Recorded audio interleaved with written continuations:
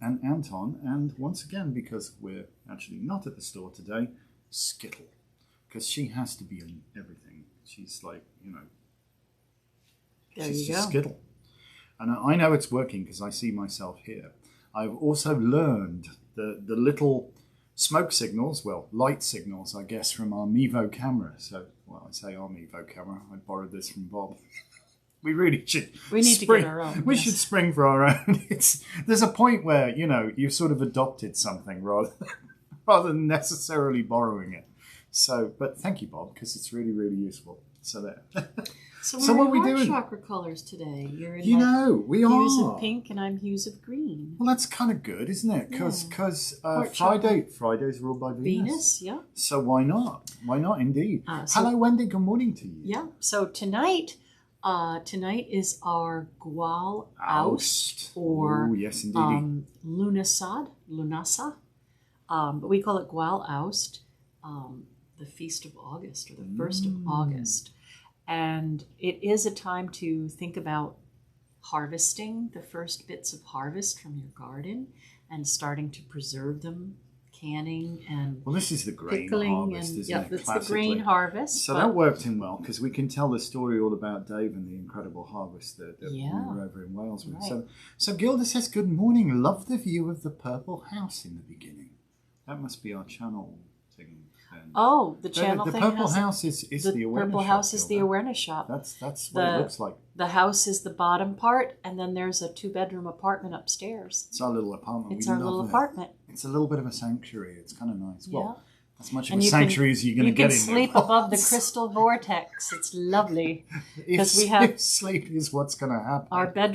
Our bedroom is right above the part of the shop downstairs that has all the crystal cabinets. So we sleep above Gwendolyn and Rogan's reading room. It's kind of wild, isn't it? It's just kind of wild. And one of our bedroom windows, you could look out to the circle where we're going to be tonight. That's where I started. I wanted to say 7 o'clock tonight. We're having our Lunasad, or Gwal Oust circle. Or Lunasa. I don't do Irish. It's too hard for me. And we're going to honor the turning of the wheel. And everybody thinks we're late, a week late. But in our tradition, we follow the astronomical, or the stars, right? We do Wicca by sun, moon, and stars. That we do. So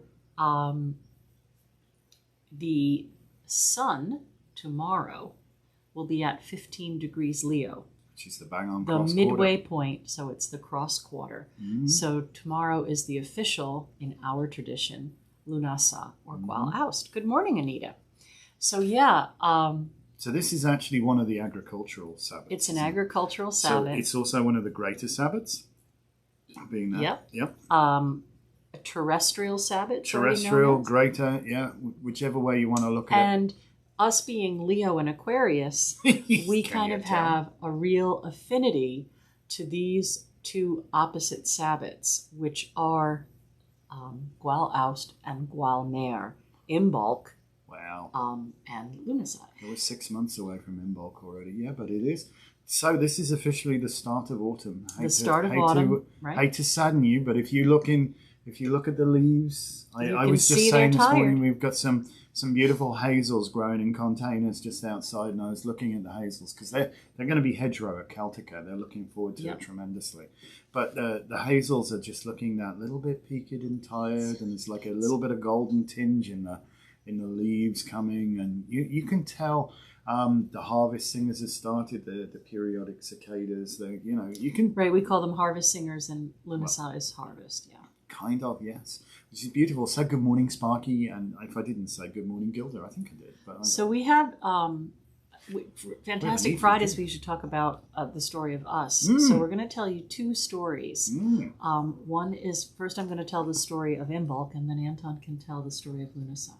Okay, well, go for it then. Well, why not? Because why not do the oppositions? You might have heard me tell part of this before, but we have friends who own a dairy farm in Wales. And England. And Wales. And Wales. But anyway, they're on the border. Crosses the border twice. It's kind of confusing. And yes. they're very dear friends to us. And it's interesting that they are Taurus and Scorpio. So they're the other two fixed signs. And we used to laugh that we get together and we have the name of God. Hi, Pam. So 1 February for Gualmer or Gualfrade in bulk. Mm-hmm. Sue invited me to a friend's farm, the next, a local farm, for lambing season. And it was an incredible experience. I still, even now when I'm thinking about it, I'm getting goosebumps. There's a thing called a lambing shed. It's a wide, very short building with little stalls. It's a maternity ward. Yeah, it's a maternity ward. There were probably, like 24, 25 stalls on each side. And in every stall, there was either a pregnant ewe, a ewe giving birth, or ewes cleaning their recently born or nursing their recently born. And, in bulk, in milk, lambing season, I so was able to completely connect to the understanding of that Sabbath, of the rebirth of the light, of the promise of nature returning to its lushness. And such goddess energy was in that space at that time. Oh, yeah. The incredible amount of goddess energy. And now Anton will tell you of another experience at the farm. Well, yeah, this is harvest, which oddly enough, I don't know what it is, but there's like history, I guess, between Dave and his neighbour, where, Dave always he got the luck of the Irish, not that he's Irish, he's Welsh, obviously, but he got, this kind of luck where he would always get it right. It would never rain. If it rains during harvest, you're kind of screwed, because what you don't want to do is be storing your grains wet. That's an absolute no-no. They've got to be dry. This isn't. I mean, hay is not such an issue. You can always rake it over again with the hay and let it drain. Good morning, Aaron. And let it dry in the sunlight. But with grains, if you put them away wet, you've ruined your entire crop. So the grains. This is corn, but it's barley corn. And the fields of barley that we saw is just ridiculous. The wind catches it, and it's like this wave going across. It really looks like ocean waves of this beautiful golden wheat, this barley corn. Yeah, beautiful, amazing stuff. So John Barleycorn, of course, must die. And they basically cut it down. He's his combine harvester that threshes it all at the same time. Typically, this would have been done by people. They would have had to have cut it down. Then, they would then pick it up, put it on a cart, drag it back in the cart. Then they would thresh it. And then they would either grind the grain to make flour or malt the grain, which is you put it onto a malting house floor to make the grain germinate. It, raises the temperature, crushes it a little bit, raises the temperature, and then it germinates. And they use that germinated grain to produce malt, which is a favorite of mine because you can make beer out of that. Right. This is all part of our play tonight. So if you come tonight, you will see the play. John Barleycorn Must Die, the play, yeah. 3 men came from the West. Yes. Yeah, so you could listen to Traffic. There's this Steve Winwood's band Traffic. Oh, absolutely, yes. It's actually on the album, John Barleycorn Must Die, if you want to find it. That explains that. But we do this entire ritual play tonight, which is wonderful. So, but meanwhile, back to the ranch. So, or back to the farm, as the case may be. So Dave was always lucky enough to get his harvest in the dry. But the guy behind the neighbour next to him was, I'm going to wait another week. It's not quite there yet, and it would always rain for the poor bugger. So he'd wind up struggling. But everybody would help everybody else out, and that's fine. So lend him a machine, lend him yourself, and your machine to help him. But so they gather in this grain, and we were actually in the seeing all this amazing stuff come into the. We were able to go into the grain store and stand in front of a giant pile well over our heads of barley corn. Beautiful. And then he allowed us to take a baggie of it. Yep. So we took a Ziploc bag to bring back here. Sadly, we've run out of it now. Well, yeah, because this was years ago. But yeah. What a wonderful gift for us to have for Mabon and bless those seeds to plant in the spring. And yeah, those experiences are part of the craft that you can't learn in a book. You know, those memories and those things that the relationship that you build with nature or that you build with the goddess. And, you know, if you do have a relationship with a deity, they can do anything. You know, again, we come across these people who are, you know, I want healing, I'm going to call on Hygeia. I want love, I'm going to call on Aphrodite. I want money, I'm going to call on Lakshmi. And they don't have a relationship with any of those deities. Many, many times, I can honestly say to you that I have had deep, not desperate, but deep reason to call upon Caradwen, and she has never failed me. But I have been in service to her over 30 years now. Well, you can call your mum and your mum will help you out. I mean, it's like you might be 64 years old, but if your mum's still around and you're broken arm, she'd come round and feed you with a spoon, wouldn't she? You know, right. She just would. So I've been working in this field since 1987, and I didn't realize in the beginning that I was serving Caradwen. But she's definitely found me, and we have a strong connection. And I want for everybody to have that kind of beautiful relationship that they can feel confident and nurtured and loved in. So find your goddess. Oh, for sure. And get back in relationship with nature. I mean, this is where we were so find your tribe, man. Oh, find your tribe, for sure. We were so fortunate that we got to spend time and our neighbor. I mean, it's funny. I mean, we were cleaning some stuff, and I was taking some stuff somewhere, and the guy I was talking to was running a place where I was taking the stuff too.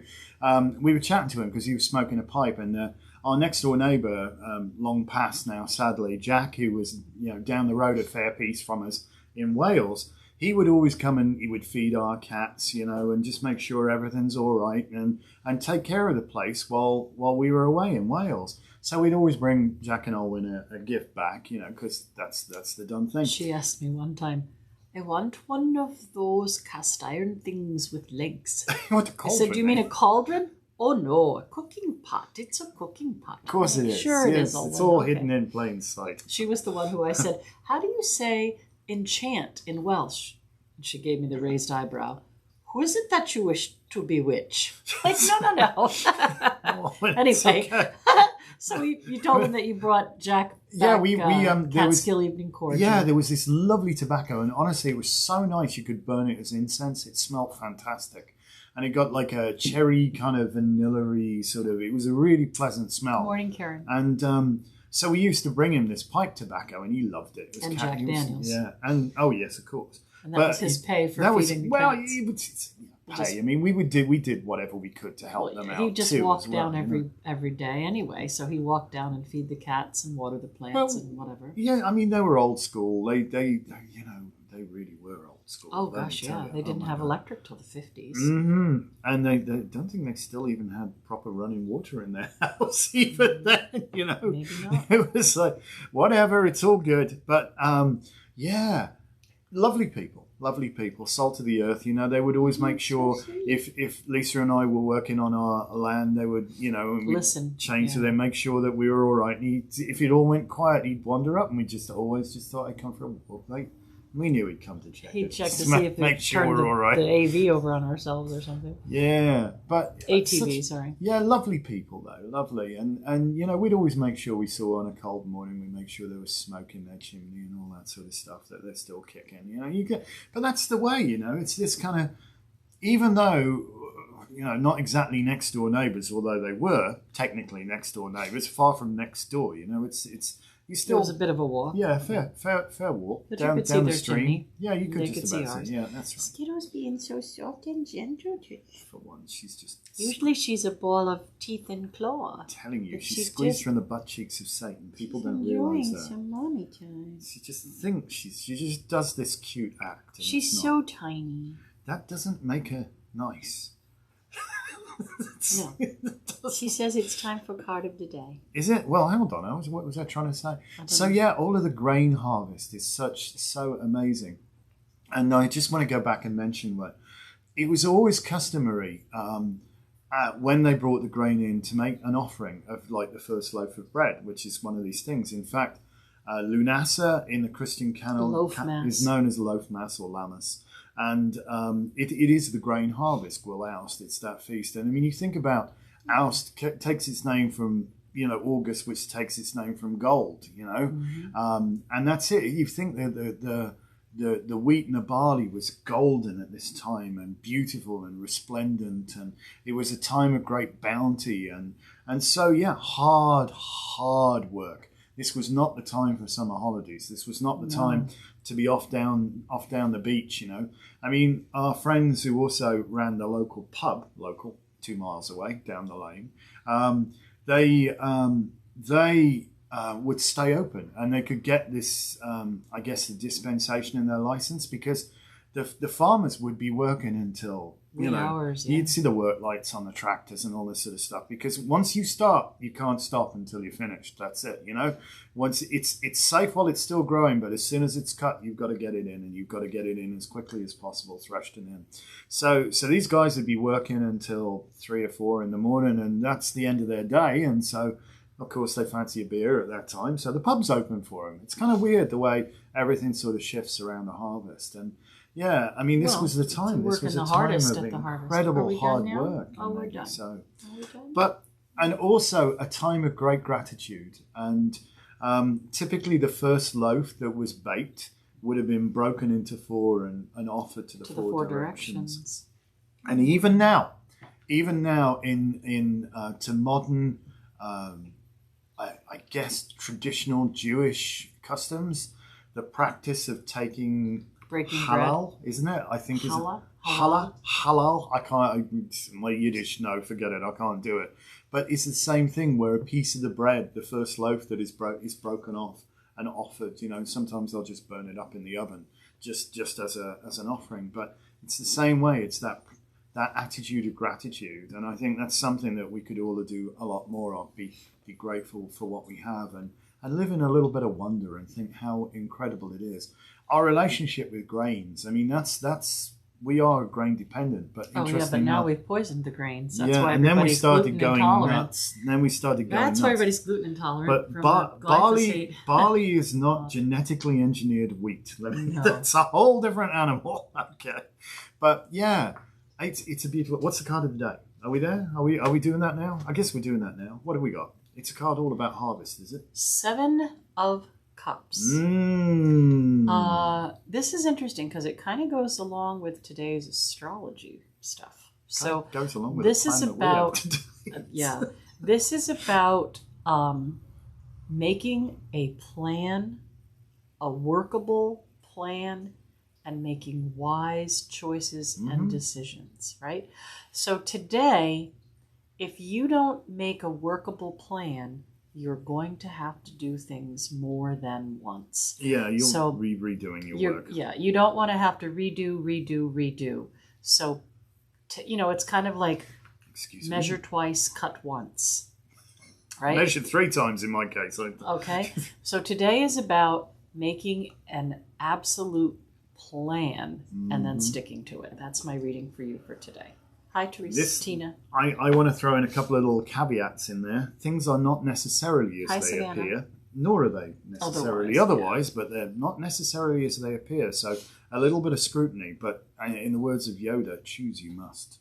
You must make choices. It's time to make get choices going, yep. And get rid of stuff that doesn't serve you. Prioritize on things that you really need to prioritize on, and avoid chasing your own arse. As right. Lisa says. Don't get into this without a plan, without some idea of what it is you're trying to do. Otherwise, you're going to wind up redoing it all over again. Yeah, but honestly, today's configuration kind of sets people up for this a 6 months go. All right. So whatever you're doing today, it doesn't have to be completed today, but you really shouldn't act until you have a solid plan.